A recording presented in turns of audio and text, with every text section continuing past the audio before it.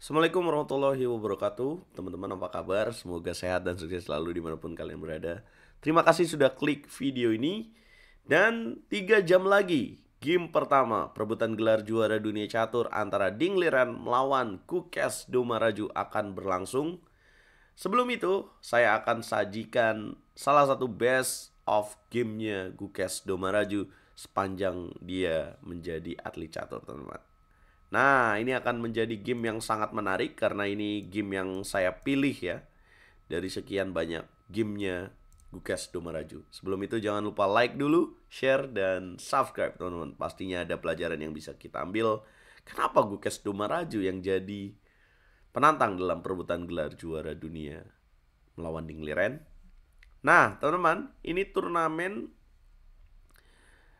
ini game antara Anton Demchenko berhadapan dengan Gukes Domaraju. Mereka bertemu di kejuaraan HD Bank di Vietnam tahun 2019, di mana saat itu Gukes Domaraju menjadi runner up. Ya, juaranya adalah Wang Hao. Tapi tahu nggak sih, waktu 2019 itu Gukes Domaraju masih berusia 13 tahun melawan Anton Demchenko. Dan performanya adalah memiliki poin 7 dari 9 dengan performa rating rata-rata lawan ya kalau dihitung itu 2700. Langsung saja kita bahas gamenya. Putih memulai dengan langkah E4. Dijawab Gukes dengan pembukaan Sisilia. Putih kuda C3, hitam kuda C6, putih G3, dan hitam benteng B8. Nah, kalau kuda C3, G3 berarti ini putih akan bermain dengan close Sicilian atau Sisilia tertutup. Biasanya kan yang sering kita lihat kan kuda F3 kemudian D4 ya. Nah, kalau begini nih diingetin nih, ini adalah close Sicilian. Nah, Gukes juga merespon dengan benteng B8, tujuannya langsung menyerang dari sayap menteri. Nah, dengan benteng B8, putih kuda Ge2, Gukes mainkan langkah B5, kemudian putih gajah G2, hitam B4. Ya, kemudian putih kuda D5, hitam E6 mengancam kuda, kemudian kuda mundur ke petak E3, hitam kuda F6. Putih lanjutkan dengan jalan rokade, hitam gajah E7, dan putih A3. Coba membongkar dari jalur A.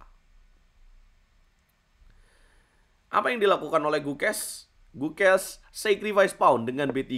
Ini sangat menarik ya, berani sekali. Nah, tapi putih tidak berani. Ya, kalau dimakan, maka lanjutannya sebenarnya Gukes akan gajah A6.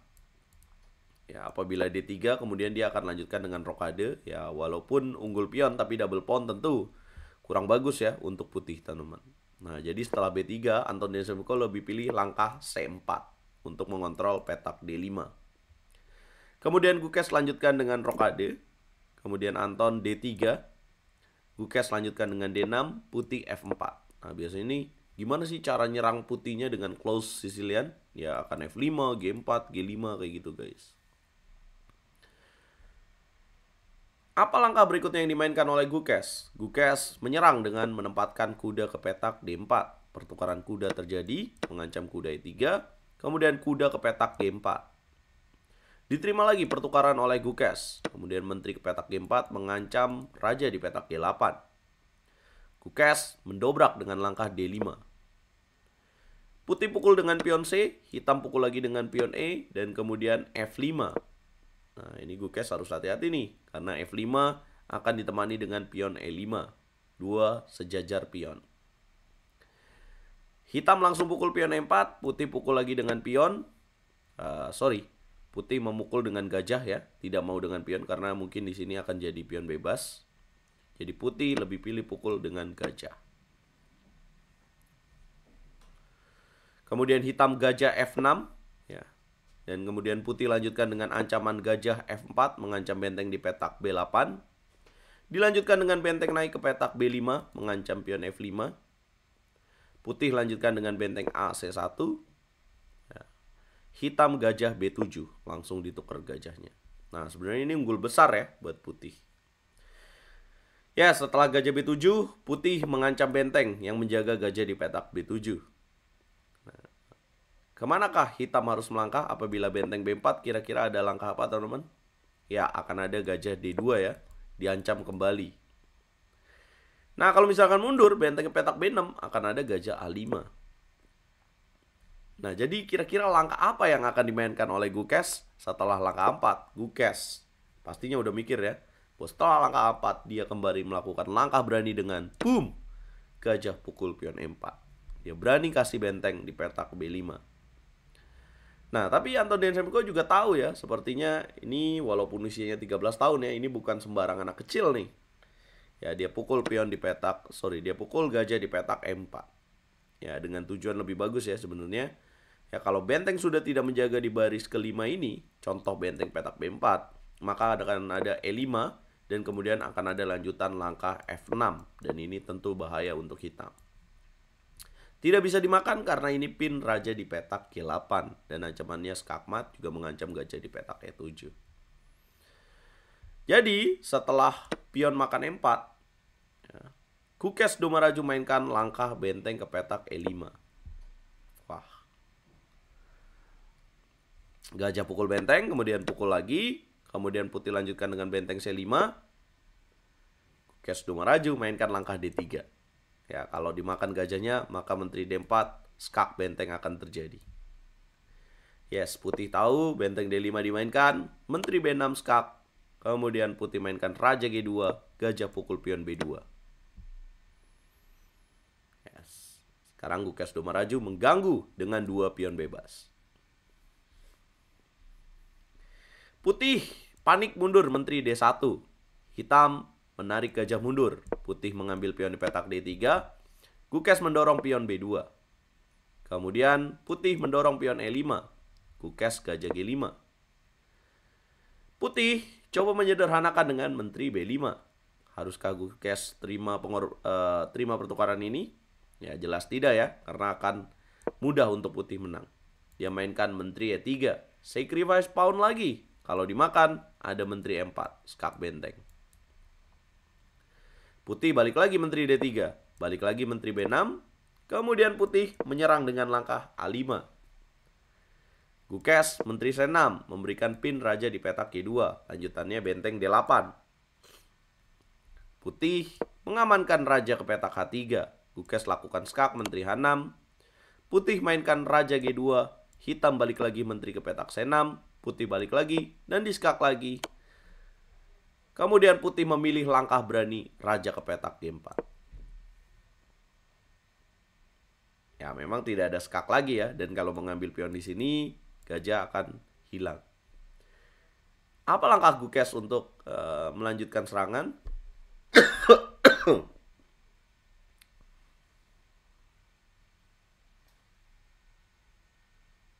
Ya, harapannya adalah pion di petak B2 ini teman-teman, yaitu dengan gajah C1. Putih mainkan langkah H4, hitam melanjutkan dengan menteri C6, kemudian putih benteng B5, menjaga pion promosi, hitam A6, kemudian putih mundur dengan benteng B3. Gukes lanjutkan dengan menteri A4 skak, kemudian raja ke petak H3, Gukes mainkan langkah H5. Yes, menjaga petak G4. Putih makin panik, raja mundur ke petak G2. Ya, dia tidak melanjutkan lagi pion ini ya teman-teman ya. Let's say harusnya mungkin lanjutkan dengan pion E6. Apa yang akan dilakukan oleh hitam? Ya makan ya. Kemudian apabila makan lagi, akan terjadi pertukaran benteng. Jadi memang belum siap ya dimainkan langkah F6 ini. Dan benteng petak B3 akan jatuh. Jadi raja mundur ke petak G2. Kemudian hitam mainkan langkah raja ke petak H7. Dan putih akhirnya mendorong pion E6. Yes, 2 langkah lagi akan promosi. Panik gak Gukes teman-teman? Dan temukan langkah terbaik yang akan dimainkan oleh Gukes. Langkah mengejutkan. Yes, dia mainkan langkah benteng D8. Sacrifice rook. Dan kemudian putih mengambil benteng. Gukes akhirnya mengambil benteng petak B3. Putih mendorong pion E7. Gukes Domaraju akhirnya mainkan langkah apakah dia akan promosi. Dia melakukan skak dulu dengan menteri ke petak B7. Yes. Kemudian di sini putih lakukan langkah raja ke petak H3. Dan ini adalah blunder dari putih. Tahu apa yang harus dimainkan oleh hitam di sini, teman-teman?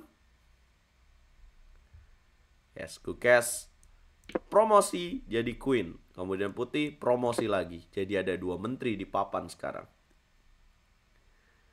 Apa langkah terbaik yang harus dimainkan oleh Gukes yang berusia 13 tahun saat itu? Dia sacrifice queen di petak F5. Boom! Kemudian apabila dimakan, maka ada checkmate di petak H1. Maka raja mundur ke petak H2 dan Gukes mainkan langkah menteri C2.